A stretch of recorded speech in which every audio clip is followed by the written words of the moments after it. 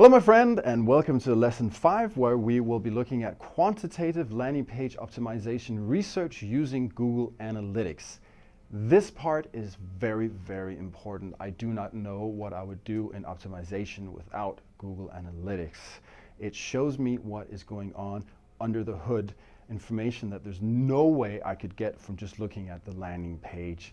We talked about earlier that it's important to look at the whole experience.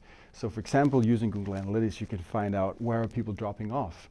Are they dropping off on the landing page? Are they dropping off on the next step in the funnel? So that's important in knowing where to focus your energy. Another thing could be like understanding which device is most important. If 99% of the conversions and traffic is via mobile, well then that's where we're going to start. We're not going to waste our time with desktop.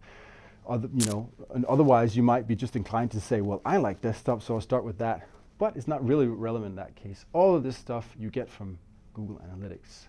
Now let's have a quick look at the lesson objective. In this lesson, you're going to learn how to get important insight from Google Analytics in less than an hour. That's one of the big, I think barriers people have to research and also analytics. It takes a long time. I'm going to prove to you that it doesn't have to take very long time. You're going to get to know the most insightful standard reports in Google Analytics to use in your landing page optimization research. And you're also going to learn how to create a manual step drop analysis so you can pinpoint where users are abandoning the conversion funnel.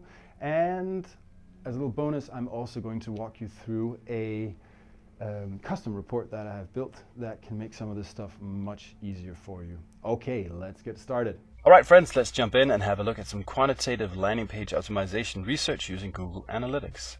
And quickly to reiterate, quantitative versus qualitative research. Well, quantitative, we're mainly looking to answer what and where questions, and the bulk of it will be through Google Analytics, or any analytics setup. Basically, we'll be using Google Analytics here.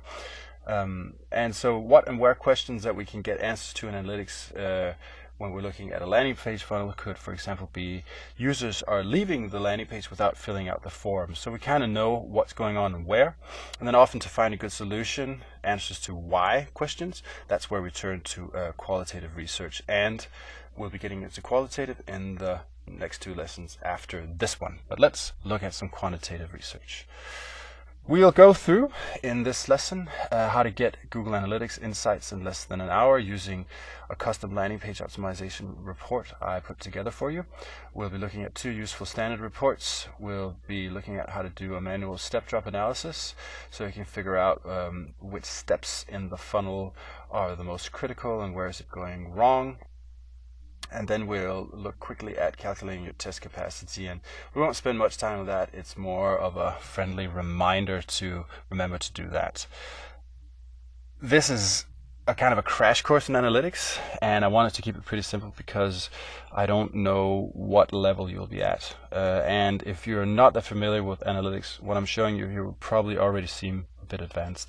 If you want to get in deeper into analytics, I recommend you check out the other courses here on CXL Institute. Chris Mercer has some really good ones. All right, let's start with my custom landing page report. So this one, this was my attempt at trying to make this as simple as possible. So I was trying to gather all of the main stuff I do where I have to go a lot of different places in analytics to get that insight. I've tried to put all of it into one custom report here. So it consists of several smaller reports, as you'll see here in the report content up there. There's several tabs, and I'll be going through them with you in a second. But it's basically one big report that consists of multiple smaller reports. We have some metrics groups here that will be the same for each tab here, each smaller report, where it's sessions, bounce rate, transactions, and e-commerce conversion rate. Bounce rate is a good health indicator when it comes to landing pages, because a bounce session is one where the user only saw that one page of the landing page and then left again. And for campaign landing pages, we really want people to do more than just look at the landing page and leave again. So it's an interesting indicator of the overall health. And then you can use it as a way to compare landing pages on a website, for example. Transactions, I have both transactions and conversion rate because it is important to know what your conversion rate is based on, what is the sample, and you don't want to be misled by looking at very small samples. This one is set up for e-commerce conversion rate as the main goal. If you're using on a website that has e-commerce set up, that's fine. If you're using on a different website that doesn't have that, or you want to use a different goal, all you have to do is just tweak the report when you upload it. The dimension drill downs will vary a little bit depending on the tab here. The main thing is whether I start with landing page or device category, but we'll look at that now when we go through the different tabs here. So for the first one, this one basically shows you the landing pages, then you pick a landing page, and then you can dig into device category. So that would be, desktop, mobile, and tablet. And once you choose a device, then you'll see where the traffic is coming from. The next tab here is second page, exit page. That one starts with device category. I started with device category because people's experience and motivation and what they do normally varies quite a bit depending on which device category. So therefore it makes sense to start with device category. Then you pick landing page, and when you click on the landing page, it will show you the second page, which is the second page that people go to after landing on the landing page. So that's important in figuring out kind of people are doing what you want them to do, and if not, what are they doing? And then when you click a second page, one of the pages they go to, it will also show you the pages that they then exit from, which gives you pretty good understanding of the behavior through your landing pages, which is important in optimization. The next one is gender and age. With this one, you start with device category, then you can pick the landing page. When you click on the landing page, it will show the gender split, and then if you click on gender, it will show the age groups there and break that down by conversion rate and so on. In some cases that is important. It will definitely give you a better understanding of who is visiting the landing page, and in some cases, if you have a specific target audience that is you're supposed to target, well, then you can check if they in fact are the same people who are coming to the landing page. Device and browser. Well, this one will start with landing page, device category, operating system, browser, and browser version.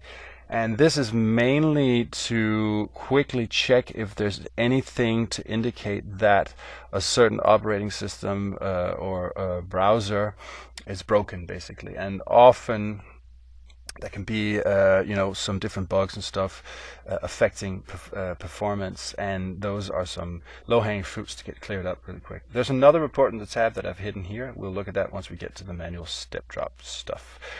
Okay, I will now jump in and show you like a live demonstration of how to go through this report real quick. We'll be using Google's demo account, Google's Google Analytics demo account, and I'm using that one because that data is there for everyone to look at, and that way I can show you this stuff without sharing sensitive data from my clients. Okay, see you on Analytics in just a moment.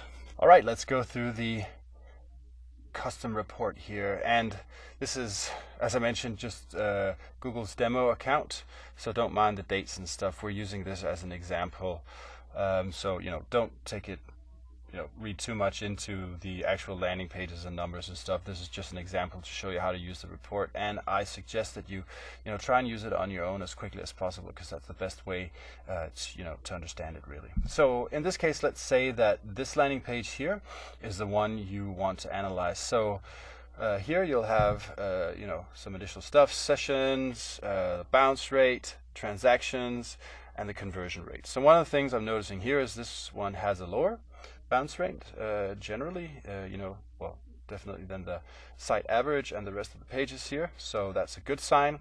It has basically 14.73% of conversions. That's quite a lot. And it has the highest conversion rate of any landing page here. So all good signs. Now then, if I click this one, we'll get to the next level, which then gives you device categories. So this gives you a good overview. First and foremost, you can see what does the traffic look like. Well, 96.5% of sessions are on desktop. So in this case, clearly desktop is the most important device to look at. So for my initial review and analysis and so on, and also just for strategic reasons, when you're building your project, optimization project, well, desktop is definitely number one. In this case, tablet does not matter, and I would not spend too much energy on mobile initially. That could be later on. As you'll see also, 99.79% of conversions are on desktop. There are 2 on mobile, so that's going to be an uphill struggle, and it'll be much easier to see value, more transactions out of working on desktop. And you'll also see the conversion rate here is super high on desktop, very low on mobile, non-existent on tablets. So let's dig into desktop. So the next level here is then going to show you where the traffic is coming from, so you can analyze the different traffic sources and see how they're doing. So for example, the referral traffic here is doing quite well. The direct traffic is not doing quite as well. These are some pretty high conversion rates though. There's a conversion rate of 0. It's not a huge sample, 239 sessions, but normally something like that, would stand out to me. I'd be looking at which channels are maybe underperforming, and then I would consider whether they actually should be going to this landing page. And in some cases, you're working for a client and they think they only get traffic from one source to this landing page, and then if there's actually multiple sources going in, well, then maybe that's something you discuss with them, whether that's the right setup. So already here we have got some insight on how the landing page is performing, how it's performing across devices, and how it's performing on different sources.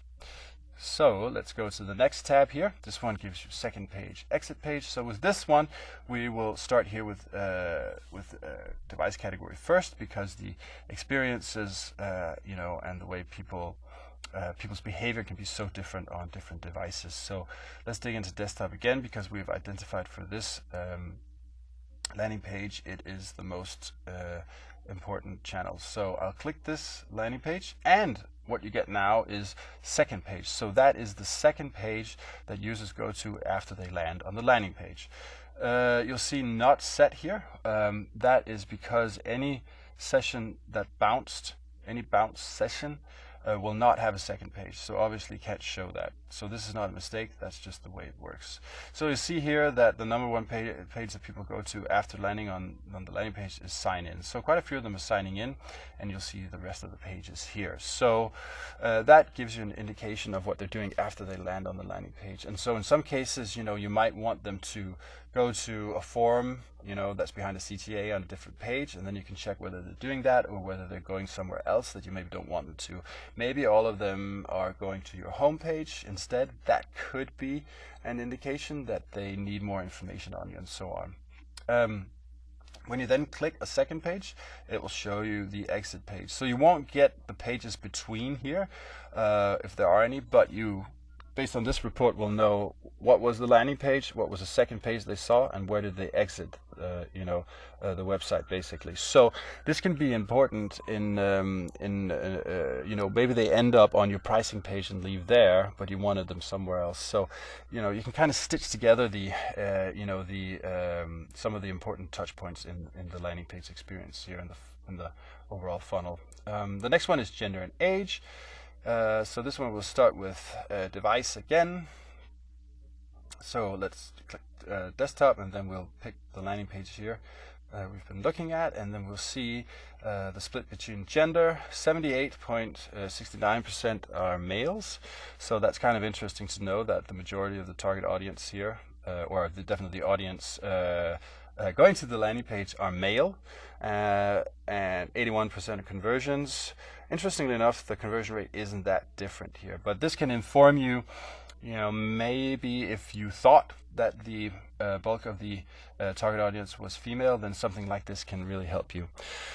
And then you can dig further here, let's look at male, and then you will get age. So then you can see how the landing page is performing on different age groups. So the highest conversion rate is 55 to 64, but again, a very small sample here, not a lot of them coming in. So this does not mean then that you should start, changing the design to target them specifically, because there's hardly any traffic coming from them. So the bulk is 35 to 44 and 25 to 34. That's where the main traffic source, and some pretty good conversion rates there. it depends whether this is helpful or not. But one of the things that might be interesting is, for example, if you saw like the main uh, audience here having a very, very low conversion rate compared to the rest of them, that would be, a sign. That would be something where I'd be looking at trying to understand that, because that could be potential for, some hypotheses, important hypotheses there. Device and browser. With this one, we will again start with. Oh, sorry. Just got to go to all here first. With this one, we'll start with the landing page itself. Click that. And then the next level here will be device category. We'll do desktop again. And then this one will show you the operating system. So then you got an idea of the different operating systems here. So most of the folks here are using Mac, 67%. Only 10% are using Windows, for example. And we can see like the conversion rates here. Conversion rate is quite a bit higher on Macintosh, but also the way biggest sample, so you have to take that with a bit of grain of salt, the rest of the numbers here, but at least we know that. Now let's dig into Macintosh and see the main browsers. So that would be Chrome, Safari, and Firefox. Well, hardly any on Firefox, hardly any on Safari, almost all of them on Chrome. So for example, if you're doing user testing, then what I would suggest is that you don't use Safari or Firefox, but you make sure you use Chrome, because that's what 99% of users will be using to experience the landing page, really. So that could be important in that context. And then also maybe, well, in this case, there's not a lot of insight on Safari and desktop. It doesn't matter that much, but let's pretend that there was a lot more traffic on Safari and the conversion rate was still 0. That's not a good sign, and that could potentially mean that there's a bug in that browser, and then you can go have a look at that and see, because that could be a low-hanging fruit, and that's kind of just a go fix it, man, kind of issue. There's no reason to split test that. And finding low-hanging fruits like that can be really, really good with your with clients. It can make you look like a hero. There's a lot of money you can get that way. People sometimes discuss whether that's optimization. I think it absolutely is. And then browser version, same thing. Not a lot standing out to me here, but in some cases you might see one browser version, terribly underperforming, and maybe that is, one of the main browsers that people use. So that could give you some important insight. And I will save the last report here till we get to the step drop analysis stuff. So it took me about 10 minutes to walk you through the custom report. I know it'll probably take you a bit longer, and also we didn't spend very much time actually, analyzing the stuff we're looking at. I just walked you through it pretty quickly and gave you some tips for how to use it. And so when you use it yourself, it will probably take you longer, but I would say guaranteed in less than an hour, you'll get all this insight. Overall landing page performance, overall device performance, overall browser performance. You'll get insight on traffic, conversion rates, transactions, bounce rates, and you'll be able to get insight on the different traffic sources. How are they performing? What is the second page users are going to, what is the exit page, and what does performance look like on gender and age, and not least, you'll get some insight on potential bugs that are important to fix. So that is a lot of insight in a very short amount of time. And for, I say, most landing page optimization projects for the research phase, this is all the quantitative stuff you'll need. And try to put it together as simply as possible for you. So I recommend you start using this as quickly as possible, just to get some practice with it, and that way it will start to make more sense and it'll flow better for you.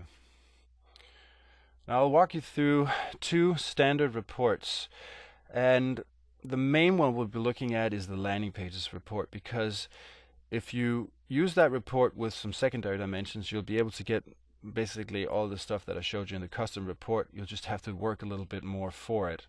And you could do that in cases where you, for some reason, can't use the custom report or you don't have access to it. And you get to the landing pages report if you go to behavior, site content, and then landing pages, and you get the overview of all the landing pages there. You have the entrance paths tab up there, which is the second page basically. So if you click that, it'll show you the second page for any landing page you click on, and then if you click on the second page, it'll show you the exit page. So that's the same as in the same stuff you could get from the custom report.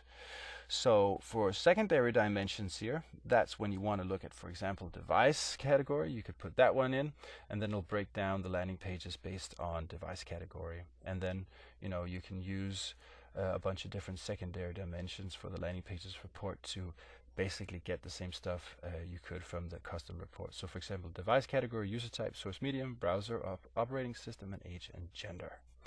Now there's one more report here, standard report, I'd like to show you, because I use that one quite often, especially in connection with new clients. So this report is the Google Ads campaign overview, basically. And if you go to acquisition, Google Ads, and then click campaigns, it will show you an overview of all the different Google Ads here. Now what I'm looking for here specifically is campaigns where the cost is higher than the revenue. So even though not huge budgets here we're looking at, you'll still see that they put in, you know, in the remarketing campaign here, for example, it was $3,270, and there was a return of $0. No revenue, zero conversion rate, zero transactions. So that's not a good sign. And I've had some extreme cases here with new clients where, for example, they've for months been throwing away thousands of dollars on a 404 page, for example. Like, that's bleeding money. And if you can find stuff like that, you know, in the case where I just mentioned with the 404, it's pretty obvious what's going wrong, but at least it'll give you some inspiration so you can dig in and see, like, these landing pages are absolutely not performing. We need to do something. It's a great way of getting the attention of, you know, your boss or a new client, and also a good way of saving the money very quickly and kind of, you know, proving your worth early on. Now, if you, as a secondary dimension on this report, add a destination URL, it will show you the landing page for the campaign. So basically you click on a campaign and then you add destination URL, and then it will show you what the landing page is. So that way you can figure out very quickly what the actual landing page is that is underperforming so terribly. All right, now it is time to have a look at the last tab in the custom report that I didn't show you before, and it's to help you do a manual step drop analysis. So in previous lessons, we established that the landing page experience is more than just the landing page. There's many different steps involved, and it is useful to know where, you know, the users are dropping off, where you're seeing drop off, because that's a sign that something's going wrong on that step. So for example, for a landing page like this, where you have the landing page itself, then you have a sign up page, and from there they go to a confirmation page. Well, it's really useful to know where they're dropping off to try and identify where the problem is, because if you know what the problem is or where the problem is, it's a hell of a lot easier to solve it. And also that means that you won't be wasting time on trying to optimize the wrong step first. So here we're seeing, you know, a big drop off between the landing page and the sign up page. This means the landing page is not sending enough traffic to the sign up page. So this means that the problem in all likelihood is on the landing page itself. So I would start working on the landing page. On the other hand, if it looked like this, well, then the landing page is doing a quite good job of getting the traffic to getting the users to the sign up page. However, they're not filling out the sign up page. That's where we're seeing the big drop off between sign up and confirmation. So that means that the problem is on the sign up page. This could save you so much time, because there's a big problem now on the sign up page, and you could spend a lot of energy optimizing the landing page, but not knowing that it's actually the next step where you would have to, you know, start. So fix that, and then you can start working on the landing page. This is important also, you know, in building your overall project strategy and plan. So the tab I didn't show you before is the last one. There's users and page, and it's very simple. It's just, you know, basically all the pages, and then how many users go to that page in the period you're looking at. So the way I would use this to build the step drop would simply be, you know, when you're going through the landing page experience, make sure to write down the different URLs of the steps involved, and then, you know, you basically just type them in there. the URL, and then it'll show you how many users on that step. So I'd write that down, and then I'd repeat that for every step in the funnel, basically. Then I put it into a spreadsheet, and that will help you calculate the drop-off on individual steps. Now I'll give you a spreadsheet, and the links are in the resources for the lesson here, but it's basically like this. I've put it all together for you. So there's different there are different tabs in it. So this one is a pretty long one, 8 steps. This is uncommon for a landing page experience. I've added some that are down to 3 steps there. But basically, you can then, for your own reference, put in the URL or the name, whatever, so you know what it is, and then you put in the amount of sessions for each one, and then it'll automatically calculate the total drop-off, the percentage drop-off on the individual steps, and the overall funnel conversion rate here. And then, well, then you can use that to figure out where the biggest drop-off is, and that will help you figure out where to start your optimization process. So step drop analysis sheet and the custom report, both of these are in the link resources, so download them and get cracking on it as quickly as possible.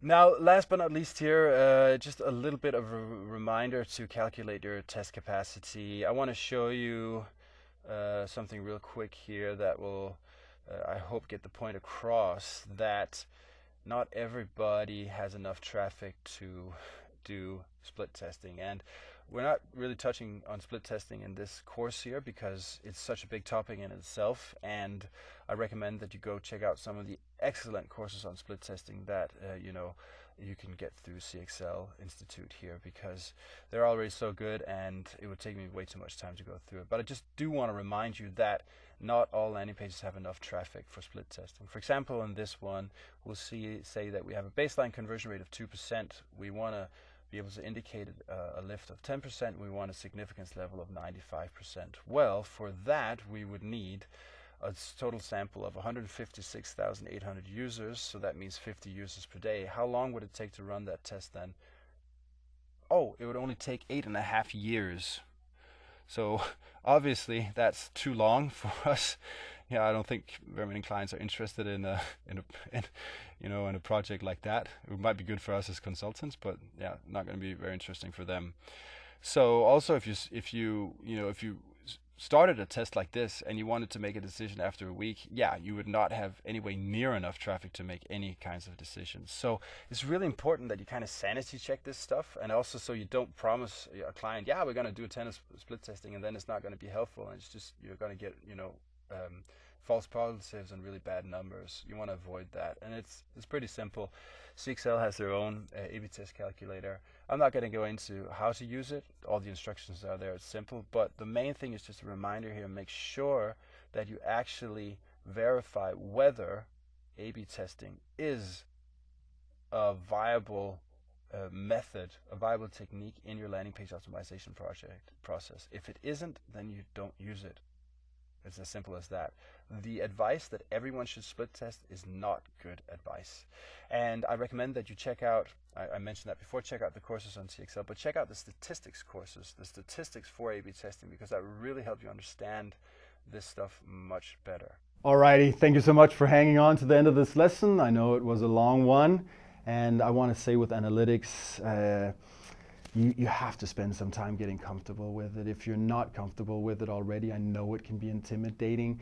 I hope what I showed you here will give you a little bit more kind of momentum to do it.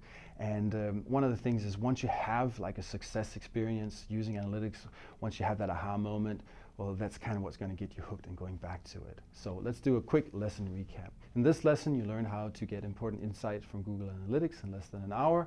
You got to know some of the most insightful standard reports in analytics, and we looked at how to create a manual step drop analysis so you can pinpoint where users are abandoning the conversion funnel. And as a bonus, we looked at my custom report. Okay, thank you very much, and I will see you in lesson 6.